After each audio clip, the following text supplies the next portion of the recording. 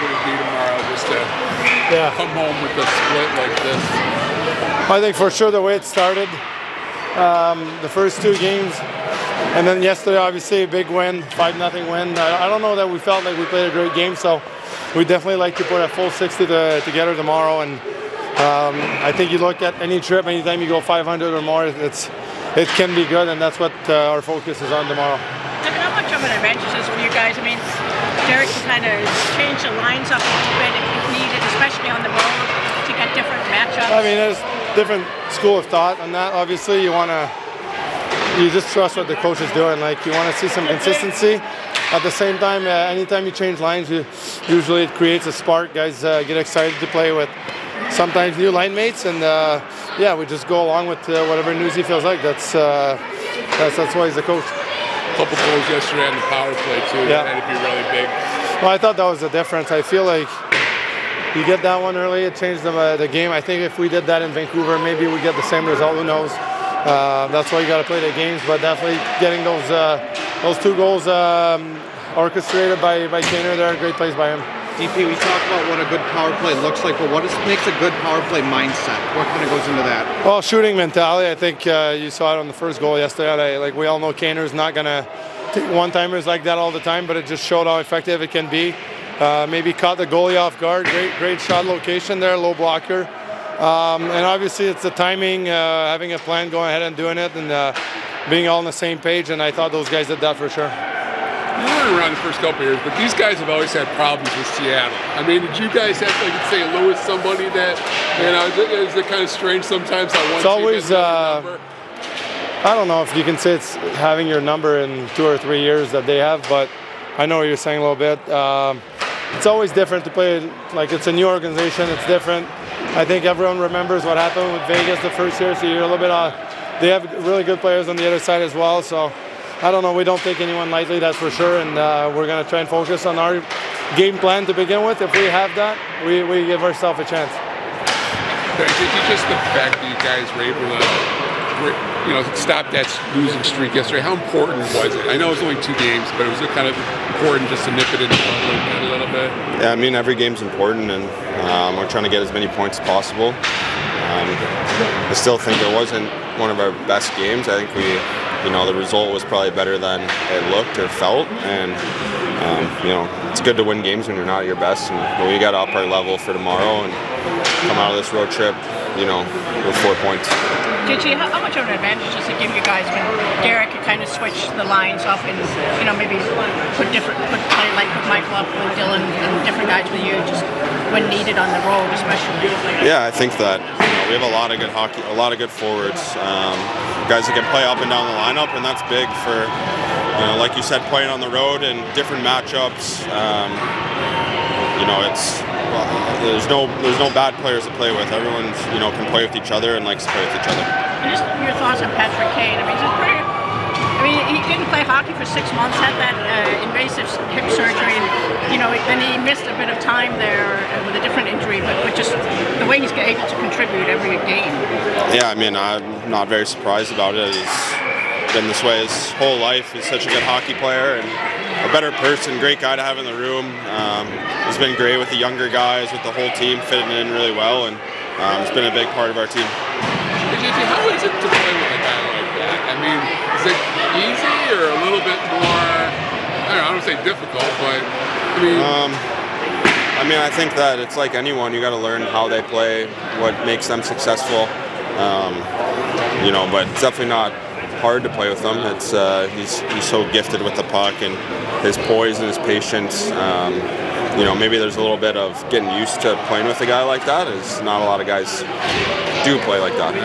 JT, what are some of the things you talked about maybe cleaning up from the last game that you guys want to focus on tomorrow?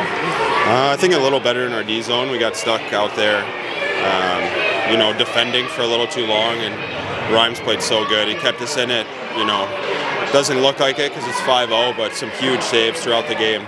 He was unbelievable, and we need to give him a little more support, close quicker, end plays quicker, and then, go play more offense. So are you, Compher, and Larks going to boycott Ohio Stadium, or what's going on? I don't think so. I mean, I think it'll be fun. It'd be cool outdoor game. How cool is that going to be? Yeah, it'll be very cool. Anytime you get an opportunity like that in this league, it's special. And, you know, definitely a ways off, but it'll be a bit fun when we get to it next year. Have you played an outdoor game yet or not? I played 2, yeah. Played at Air Force and then played in that Lake Tahoe with no fans, which was pretty cool. Can you find a way to sneak any kind of little Wolverine insignia onto your uniforms? Or if anyone will be able to figure it out, Compher will be able to figure it out for sure. Yeah. You decided who's in goal for you tomorrow? We're going to go Alex Lyon. We thought it was going to be a nice, kind of plan all along. We thought it'd be a nice little reset for him. Obviously, he gave us a really good month of hockey in January, but Reimer had an unbelievable performance. So these are good conversations we haven't had in a while where goaltending's been. So we're going to go with Alex Lyon tomorrow and kind of go from there. How much of it, I mean, because you relied so much on Alex going into the break. I think he started 7 of 8, but you know, you learned last year you can't run a goalie into the ground, so just knowing James can come in like... Yeah, I don't know if I learned. I knew exactly what I was doing, but that's exactly where we were at. And that's kind of my point, that it's just exciting that we may, you know, have 2 going here. And down the stretch, we're going to need it. And again, we like to get Alex get his game back in order. We thought the reset was perfect, but yes, it was not a good formula. I think we played him 17 of 18. Got put in a really bad situation in Edmonton where it was going to be a rest reset for him, and 5 minutes in, he's facing McDavid and the boys. So I like the timing of this. I think he's going to perform well for us tomorrow. Why does Seattle give you guys a little bit of fits? That's a great question. We were talking about that just now. I think it's their depth. Okay. I would like to think we can match up now with their depth. It's just a matchup that hasn't been great for us. One, they're a really good team. I think it's the depth. Now, we're similar to them in that the balanced scoring, we can get scoring out of all 4 lines. So hopefully we match up a little bit better. A great test for us. Even at home, we had to chase them. We got a point out of the game, but we lost in overtime. So good opportunity for us. Can finish this road trip pretty strong. Looking forward to the opportunity. Well, Derek, on the subject of depth, I mean, how much of an advantage is it? You can mix your lines up like you did yesterday. Yep. You don't lose anything on either. I mean, you're still scoring. It's not like you're putting everything in. It's a great observation.